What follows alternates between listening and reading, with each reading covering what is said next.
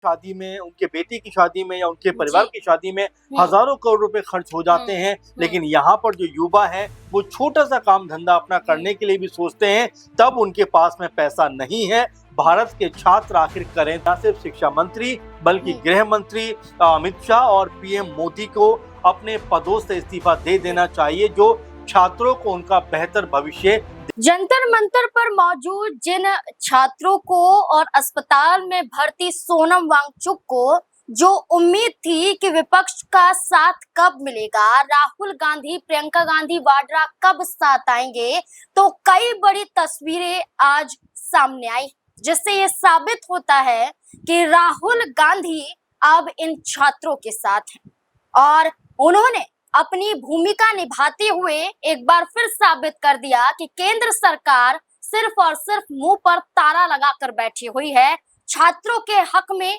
या paper leak के सिलसिले में कोई भी बड़ा कदम केंद्र सरकार की तरफ से नहीं उठाया जा रहा है। हाल फिलहाल की चर्चा करें तो 20 जुलाई को लाठीचार्ज के बाद जो हंगामा हमने जंतर मंतर पर देखा, जहां छात्र घायल हो जाते हैं, कई लोगों के सिर फट जाते हैं, लहूलुहान छात्र हो जाते हैं, उन्हें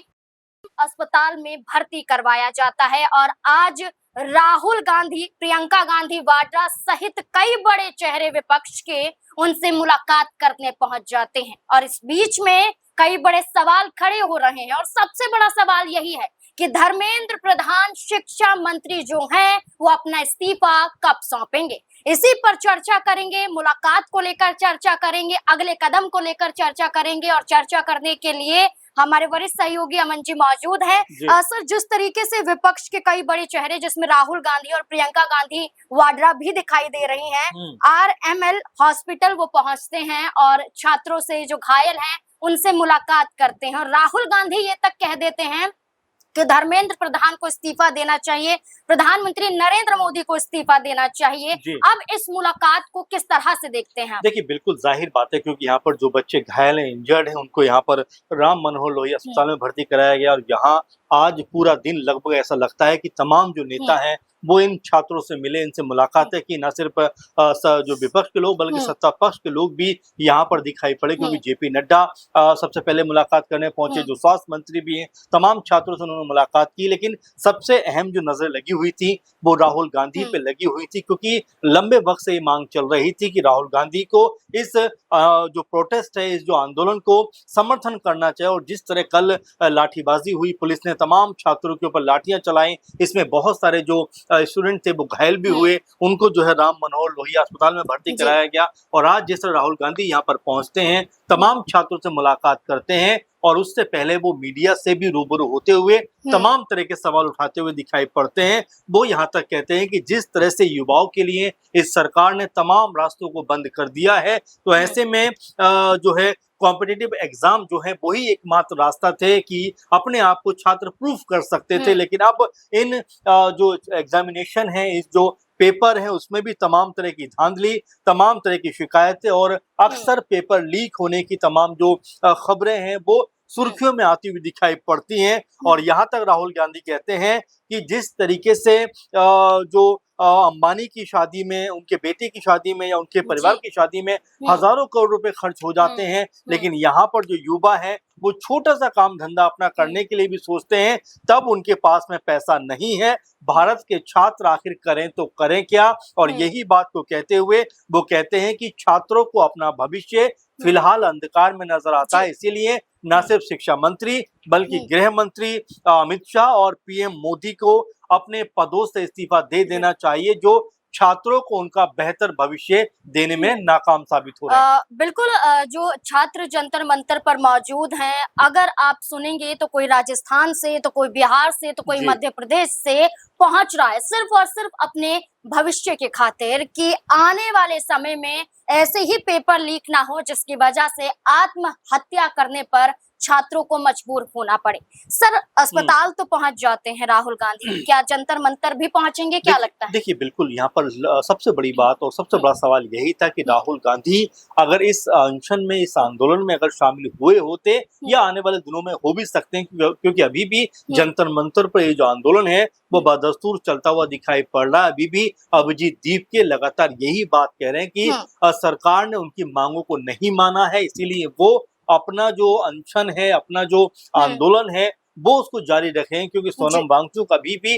अपने अनशन पर है। तो बिल्कुल इसमें कोई दो राय की बात नहीं है कि जंतर मंतर पर जो प्रोटेस्ट है, क्या उसमें अब राहुल गांधी की यहाँ पर एंट्री होती हुई दिखाई पड़ेगी, क्या अखिलेश यादव की एंट्री होती हुई दिखाई पड़ेगी, क्या आजाद यहाँ पर एक बार फिर से मजबूती के साथ में खड़े हुए दिखाई पड़ेंगे? क्योंकि अभी तक भी आप देखेंगे तो जंतर मंतर का जो माहौल है वो यहाँ पर पूरी तरीके से शांत नहीं कहा जा सकता, क्योंकि तमाम छात्र वहां पर मौजूद हैं। ऐसे में राहुल गांधी अगर इस आंदोलन में शामिल होते हैं, छात्रों की यहाँ पर आवाज बनते, जैसा अस्पताल में बहुत सारे छात्र जो इंजर्ड हैं उनसे मुलाकात करते हुए दिखाई पड़े, उसके बाद में उनका अगला कदम क्या होगा इस पे सबकी निगाहें बनी हुई, क्योंकि राहुल गांधी अगर इस आंदोलन से जुड़ते हैं तो अपने आप में सरकार के ऊपर एक बड़ा दबाव पड़ता हुआ दिखाई पड़ेगा। अच्छा, अखिलेश यादव की बात की आपने, समाजवादी पार्टी के बड़े चेहरे जंतर मंतर कल पहुंचते हैं, लेकिन अखिलेश यादव लगातार पोस्ट के माध्यम से सरकार को घेर रहे हैं, राहुल गांधी के साथ मीटिंग करते हुए दिखाई देते हैं,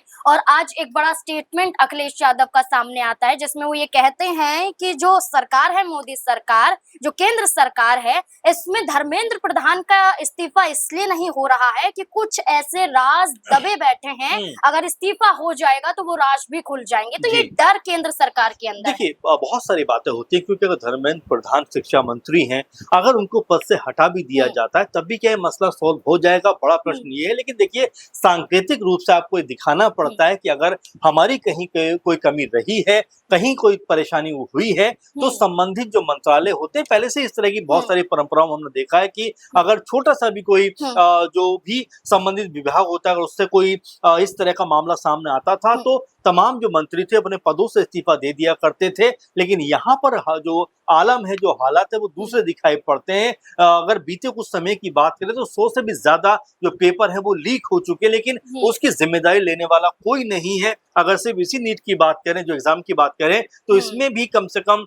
जो दर्जनों जो कह सकते हैं कि यहाँ पर छात्रों ने अपनी जान दे दी, लेकिन उसके बारे में भी कोई जिम्मेदारी लेने को तैयार नहीं है। इसी तरह के सवालों के तहत यहाँ पर लोग बैठे हुए हैं, और अखिलेश यादव जिस तरह के जो कह सकते हैं कि जिस तरह की आवाज को यहाँ पर बुलंद कर रहे हैं, उससे स्पष्ट हो जाता है कि छात्रों के साथ कम से कम मजबूती के साथ में वो और उनकी पार्टी खड़ी हुई है। लेकिन जिस तरह से उनका ये जो बयान है, अगर ये बयान जंतर मंतर पे पहुंचकर दिया जाता या छात्रों के बीच में दिया जाता तो शायद इसका इम्पैक्ट और ज्यादा पड़ता हुआ दिखाई पड़ता। तो हो सकता है आने वाले दिनों में, क्योंकि अभी आंदोलन बदस्तूर जारी है, तो यहाँ पर अखिलेश यादव भी आने वाले दिनों में हो सकता है कि छात्रों के बीच में खड़े हुए दिखाई पड़े और इस आंदोलन को जो है एक नई कह सकते हैं यहाँ पर दशा और दिशा मिलती हुई दिखाई पड़े। सर, जंतर मंतर पर जो धरना है वो खत्म नहीं किया गया है, बार बार हम चर्चा कर रहे हैं, लेकिन 20 जुलाई को जो प्रदर्शन हुआ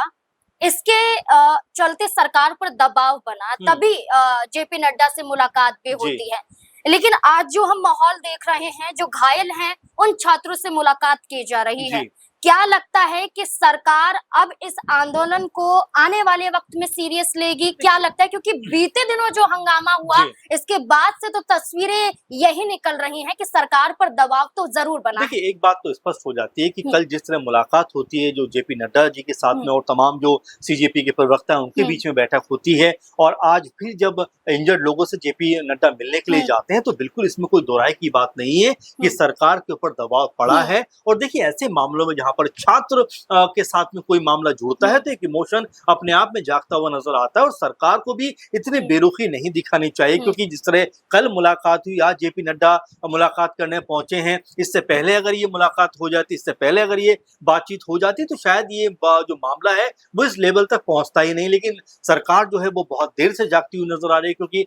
20-25 दिन हो गए जब ये आंदोलन लगातार चलता हुआ दिखाई पड़ता है। जब 20 मार्च को पता था कि इस तरह का आंदोलन होने वाला है, पहले से जब बताया गया था कि जो छात्र हैं, जो स्टूडेंट हैं, जो अभिजीत दीप के हैं और तमाम जो उनके साथी हैं, वो संसद तक मार्च करने वाले हैं, तो क्यों पहले इस चर्चा को नहीं किया गया, क्यों पहले इस बातचीत को नहीं किया गया? और अब जब तमाम तरह से यहाँ पर छात्रों के ऊपर लाठीबाजी होती है, छात्रों को मारा पीटा जाता है, तमाम तरह सरकार की आलोचना होती है, पुलिस की आलोचना होती है, फिर यहाँ पर जेपी नड्डा की मुलाकात भी हो जी। जाती है। आज वो जो घायल हुए, जख्मी हुए जो भी छात्र उनसे मिलने भी पहुंच जी। जाते हैं, तो बिल्कुल इसमें तो कोई शक और शुबा नहीं है कि सरकार के ऊपर दबाव तो पड़ रहा है, लेकिन ये दबाव किस लेवल का है? क्योंकि आप ये भी देखिए कि कल ही केंद्रीय गृह मंत्री अमित शाह और जो शिक्षा मंत्री हैं धर्मेंद्र प्रधान, उनकी भी मुलाकात होती हुई दिखाई पड़ी है। तो ऐसे में कहा जा सकता है कि सरकार कहीं ना कहीं दबाव में तो है। अब आने वाले दिनों में इस पूरे मसले के ऊपर कोई हल निकलता हुआ आता है, सरकार के एक बार फिर बातचीत करती है और क्या कोई ठोस पहल यहाँ पर होती हुई दिखाई बिल्कुल। पड़ती है, इस पे नजरें लगी रहेंगी। बिल्कुल, अटल सरकार में जब रेल मंत्री नीतीश कुमार थे और जब एक बड़ा हादसा होता है तो खुद नीतीश कुमार इस्तीफा सौंप देते हैं, लेकिन जब शिक्षा में घोटाला होता है तो धर्मेंद्र प्रधान इस्तीफा सौंपने के लिए तैयार नहीं है, बल्कि जो प्रदर्शन कर रहे हैं उन पर ही इल्जाम लगाए जाते हैं। अब देखना होगा कि विपक्ष का लगातार मिलता समर्थन और जंतर मंतर पर लगातार धरना प्रदर्शन यूं ही बना रहना क्या सरकार पर वाकई दबाव बना पाएगा? क्या धर्मेंद्र प्रधान का इस्तीफा होगा या फिर नहीं? आपको क्या लगता है? अपनी राय कमेंट सेक्शन में जरूर दें।